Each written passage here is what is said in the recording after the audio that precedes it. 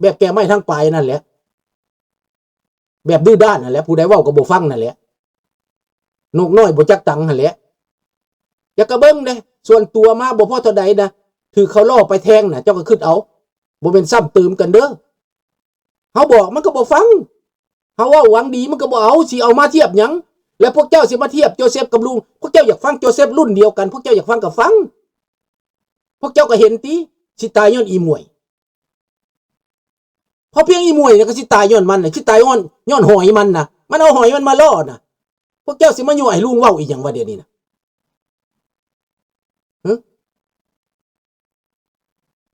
พวกเจ้าก็คิดบ่ได้ว่าซ้ำนั่นน่ะตายย้อนหอยหั่นน่ะ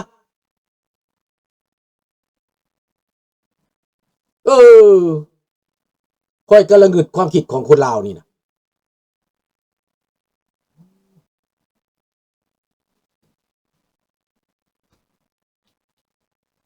พวกเจ้าคือว่าประสบการณ์มันเท่ากันว่าคุณน่ะไล่สิบังดูแม่นอยู่พวกเจ้าคนรุ่นเดียวกันมันเสือกันฟังกันอาจจะเป็นหลายหมื่นหลายแสนอาจจะมันเว้าหยังก็ฟังมันได้ข่าวมาก็ฟังแหมนอันนั้นถือแต่ว่าเทียบประสบการณ์มึงนี่สิเอาโจเซฟมาเทียบกันกับลุงนี่มันคนละสั้นไหนพวกเจ้าเทียบบ่ได้ดอกเรื่องการเมืองเทียบบ่ได้ค่อยเสื้อโลดอันนี้นะถ้าโลดก็ได้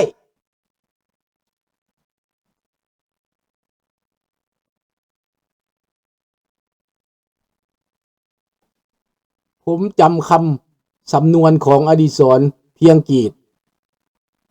ตู้ตอบตู้กันในสภาจำว่าจังไดเขียนมึงดูเอาว่าเรื่องรัสเซียต่อเนาะ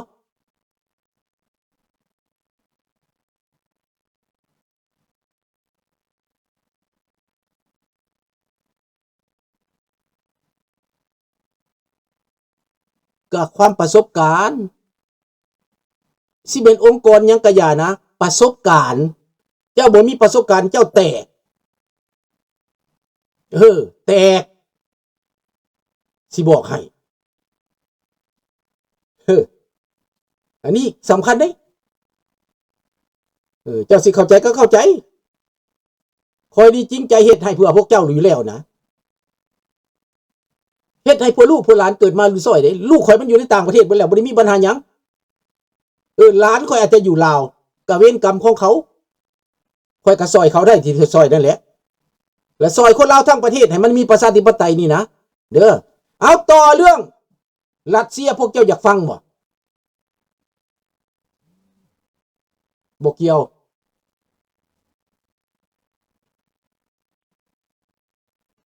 รัสเซียเป็นแนวใดในตอนนี้ความกดดันตกไปอยู่ที่ปูตินด้านการเมืองต่างประเทศก็ตกไปดันที่ปูตินด้านการเมืองอเมริกาก็ไปดันที่ปูตินนายเซเลนสกี้เสิร์ชหน้าสู้ตาได้ตอนนี้เพราะว่ายุโรปหนุนเต็มที่อเมริกาก็หนุนถ้าบ่หนุนก็เสียประโยชน์อเมริกาบ่หนุนบ่ได้เจ้าได้ตกหลุมแล้วเงินเจ้ากระทุ่มไปหลายแล้วโดนัลด์ทรัมป์ทุ่มเงินไปหลายแล้วไบเดนก็ทุ่มเงินไปหลายแล้ว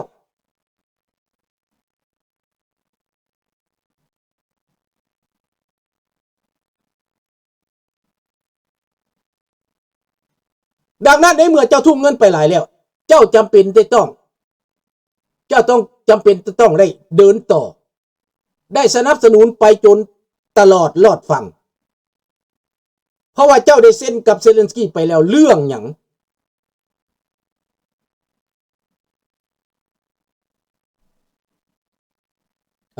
ก็แม่นหั่นแหละลุงโพเว้าก็ถือไผจะขี่รถขี่เรือไปก็ได้แต่ว่าขี่เรือไปเขาระเบิดเรือตายซ้ำมันบ่ฮอดฟังได้เข้าไปขี่เรือไปน่ะเฮาก็ฮู้จักแต่เฮาก็เลือกเอาแหละ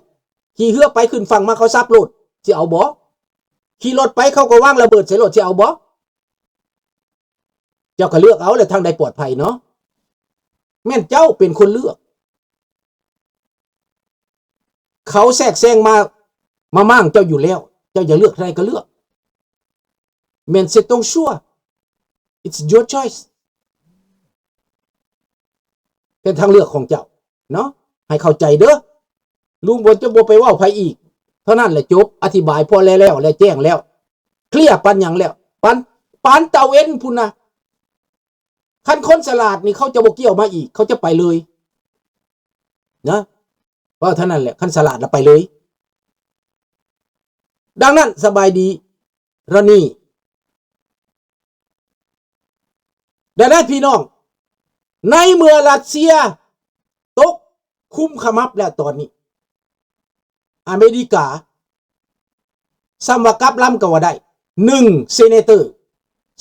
2รัฐบาลอเมริกา3ฝ่ายเดียวกันเขาบ่เห็นดีนำการว่ามอบดินแดนยูเครนให้รัสเซียแบบฟรีๆนี่นะอันบ่ได้ยึดยังไงเอาไปมอบให้ตีบ่ได้ก็เอาไปมอบให้เพราะว่าจำนวนบังคับไปยูเครนจำนวนนี้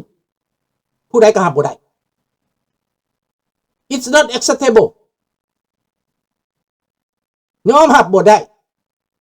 เฮ็ดบ่ได้ผิดจรรยาบรรณของความเป็นมนุษย์ของความเป็นคนดีแห่งความเป็นประธานประเทศแห่งเสียหายเห็นแก่ประโยชน์เดี๋ยวนี้มันเกิดกายตกอยู่ในคนละหาว่ะท่านทำเสียหายได้เสียหายคันเราบ่ฟังไผน่ะโอ้ยมาดามเมลานีตบหูให้เนี่ยนะตบกระแตให้เนี่ยนะเมลานีตบกระแตให้เนี่ยนะพอตู้นี่นะคือดื้อแท้อย่าไปว่าเราหลายเนาะเราเฒ่าแล้วเราอาจจะลงหน้าลงหลังเลยเด้อมาบาดนี้พี่น้องโดนัลด์ทรัมป์ก็ได้กลับลำนำลูกน้องนั่นแล้วเพราะว่าพวกส่งไปเจรจานี่มันสุดเลยเด้สุดเลยเด้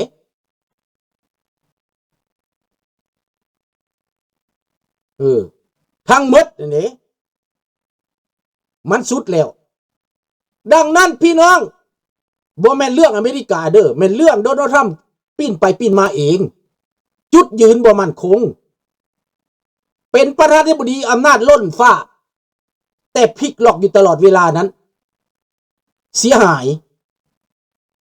คนที่สนับสนุนเขาก็มันเกิดอะไรขึ้นเชดีแวนก็เป็นคนที่อัดต้านยูเครนอยู่แล้วใครๆแต่ว่ามาโกโรบิโอนี้ใครแน่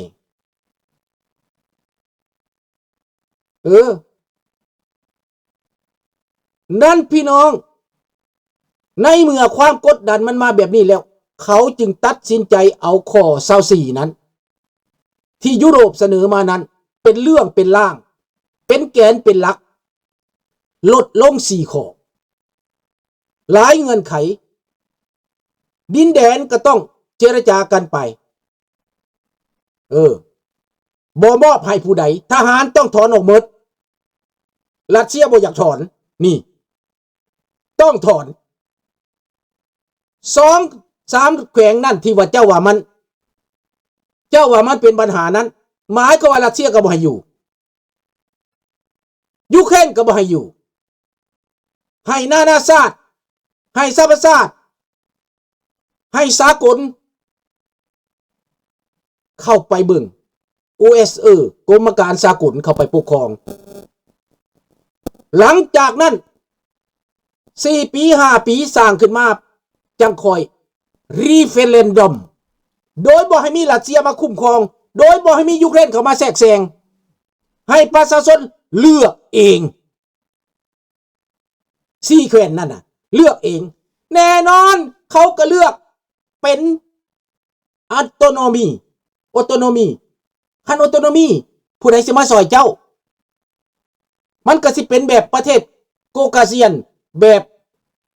อาเซอร์ไบจานแบบประเทศที่ว่าขึ้นกับรัสเซียนั้นทุกข์ยากนั่นแหละดังนั้นเขาก็ต้องตัดสินใจว่าเขาสิไปทางใดเขาก็เปรียบเทียบแต่ก่อนสบายมาตอนอยู่น้ำรัสเซียนี่อีหยังก็บ่มีน้ำก็บ่มีไฟก็บ่มีข้าวกินก็บ่มีอึดอยากมากแค่ลูกหลานตัวเองที่ต่อสู้ก็ตายเบิดแล้วไปเป็นทหารตายเกือบเบิดเฮือนแต่ละเฮือนมีทรายดุงซอยทรายสกันไปตายเบิดนี่เวลาเขาเฮ็ดเรฟเฟอเรนดัมนี่เขาก็ต้องเลือกว่าไปทางใดจังสิปลอดภัยก็ไปทางฝ่ายตะวันตก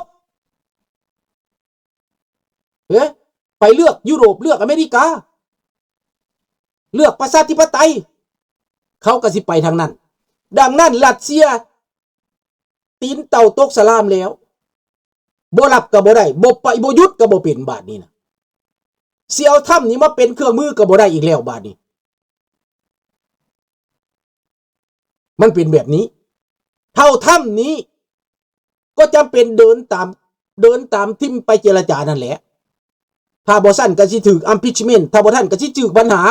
มันสิกลาหนขึ้นอยู่ในอเมริกาเองในรัสเซียก็สิกลาหนขึ้นมาเองเดี๋ยวนี้เริ่มแล้วนอกจากนั้นยูเครนยังถล่มอีกอาวุธที่อเมริกาบอกว่าค่อยปลดล็อกแล้ว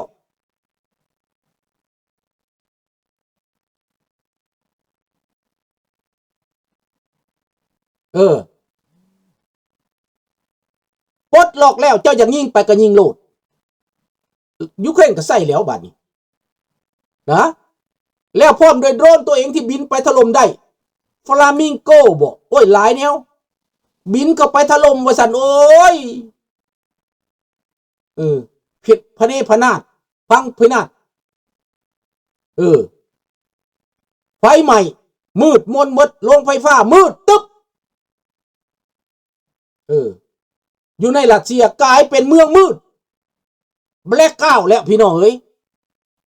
ประเทศมหาอำนาจอันดับ2บ่มีไฟฟ้าใช้สนามบินปิดน้ำมันบ่มีเงินหายไปคำขายบดผู้ใดหลักคำหนีบ่ฮู้โปตีนเอาคำหนีไปว่าอยู่ใส่กระบ่ฮู้กวดสอบกันอย่างนักจี้กันอย่างนักเห็นบ่ล่ะคนสั้นจำตัวเองกับทรยศได้บาดนี่ใกล้สิตายแล้วมันสิคล้ายๆกันกับฮิตเลอร์ตอนใกล้สิตายคนใกล้ชิดก็บ่มีลูกน้องที่แข่งขันสี่มือแกแดจักไปใส่หมดใกล้สิตายลูกน้องแตกหนีปะเฮ็ดไปเฮ็ดมาสิเหลือตั้งแต่โปรตีนลูกน้องสั้นจำไปเบิดแล้วเปลี่ยนข้างเบิดแล้วยอมจำนวนเบิดแล้วทหารไปหลบก็บ่หลบแล้วบาดนี้นะเบิ่งทหารรัสเซียที่หลบพนาจับได้เห็นนะบ่ได้กินข้าวจังมื้อแล้วอาทิตย์นึงแล้วเงินเดือนก็บ่เคยได้น้ำก็บ่ได้อาบน้ำกินก็บ่มีข้าวกินก็บ่มีลูกปืนก็เบิดเขาจับมาได้แต่ว่าข่าวรัสเซียนั้นแบบเดียวกับข่าวลาวแบบเดียวกับข่าวไทยบางช่องแม่นแล้วทหารที่จับได้นั้นเขายอมตายอยู่ในยูเครนเขาบอกเขาบ่ยอมมือเขาขอต่อสู้ร่วมมือกับขอไปเป็นกองพันรัสเซียเสรียูเครนก็อนุญาตได้เจ้าอย่ากลับข่อยก็ส่งกลับเอาไปแลกเปลี่ยนเขาบอกว่าเขาบ่กลับไปกระต่ายมันขาดถิ่นบางชาติมาแต่ไสมาแต่แอฟริกาบางชาติมาแต่ไสมาแต่พุ่มมาแต่อินเดียมาจากหลายชาติจับได้หั่นน่ะเท่าบ่มีแขวก็มีผมบ่มีก็มีเป็นทุกแบบทหารรัสเซียนะบ่แม่นทหารแท้ทหารรับจ้างอยากได้เงินบ่อยากตายรัสเซียส่งไปตายส่งไปเป็นเนื้อบดย่างเข้าไปคือซอมบี้นี่ถ้ากลับขึ้นไปเขายิงถิ่มลาวก็มีส่งไปนะแต่เขาบ่ทันเว้ามันหน่อยอาจจะตายแล้วอาจจะเป็นศพไปแล้วบ่ได้บ่เพราะว่าเขาถ่ายรูปมาเขาบ่เห็นนะสบายสมฤทธิ์ตายเกลื่อนกันอยู่ตามถนนนะยูเครนเขาถ่ายรูปนะพวกนักข่าวเขาถ่ายนะตายเกลื่อนกันอยู่แต่เขาเอาอันกล้องมืดไว้เขาบ่ศพเลียนบ่มีไผเก็บศพตามทางนะคันแม่นมันมีแห้งนะแห้งนี่คือสิโชคดีเลยแห้งนี่นะแต่มันบ่มีแห้งตายเน่ากันตามถนนกองลิลอนอยู่พี่น้องทหารรัสเซียนั่นแต่ว่านักข่าวรัสเซียบอกว่าหยุดได้แล้วหยุดยูเครนได้แล้วยูเครนจมมุมแล้วนั่นแนวนี้ข่าวน่ะ แต่ความจริงบ่มี